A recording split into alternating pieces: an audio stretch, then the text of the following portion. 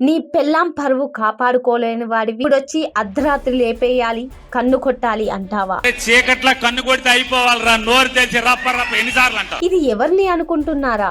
TDP మహిళా నేత అనురాధ గారి ఘాటైన స్పందన. నీ భార్య ఆత్మాభిమానాన్ని నువ్వు కాపాడలేకపోతే తెలుగుదేశం పార్టీ చంద్రబాబు నాయుడు గారు కాపాడారు.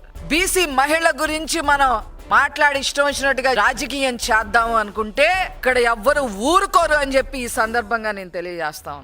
ఏ ఆత్మాభిమానం గురించి, ఏ మహిళల ఆత్మాభిమానం గురించి పేర్నేని నాని మాట్లాడతారు? రాజకీయ భిక్ష పెట్టింది ఆ కొడాలి నానికి తెలుగుదేశం పార్టీ నారా చంద్రబాబు నాయుడు గారు. ఎంత నోరు పారేసుకున్నాడో అందరికీ తెలుసు.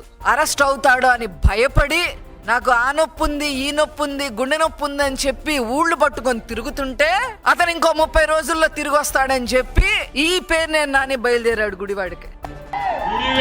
అడుగు పెడుతున్నాడు ఆరోగ్యం బాగు చేసుకుని. ఎవడొస్తాడో రండి కట్రాయి మీద నడిపిస్తాకి, రండి ఎవడొస్తాడో కట్రాయి మీద నడిపిస్తాకి. గుండె ఆపరేషన్ చేయించుకున్నాడు, అన్ని సరి చేయించుకున్నాడు, ఆరోగ్యంగా మరొక 3 నెలల్లో వస్తున్నాడు. వచ్చాక ఎవడొస్తాడో రండిరా అండర్వేర్ మీద నడిపించండి, చూస్తాం. కట్రాయి మీద నడిపించండి మీరు. వైసీపీ నేత పేర్ని నాని చేసిన అసభ్య వ్యాఖ్యలపై రాజకీయాల్లో వాదనలు ఉండవచ్చు, కానీ మహిళల పరువు, సంస్కారం దాటి మాట్లాడే వాళ్ళకి ఇలాంటి పబ్లిక్ కౌంటరే సమాధానం. పేర్ని నాని గారు మాటలు గడప దాటి వస్తే ఇలా తిరగబడి ప్రశ్నించే మహిళా నాయకులే సమాజానికి అవసరం.